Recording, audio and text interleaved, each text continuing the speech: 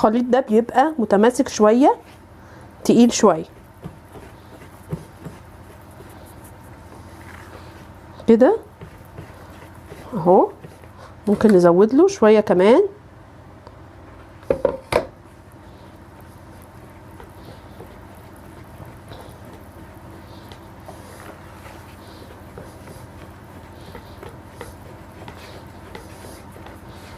بصوا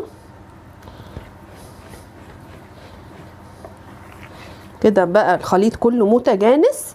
هنحضر بقى الصينيه بتاعه الكب كيك ونحط فيها الورق بتاع الكب كيك ونصبه وندخله في الفرن ونشوف شكله عامل ازاي.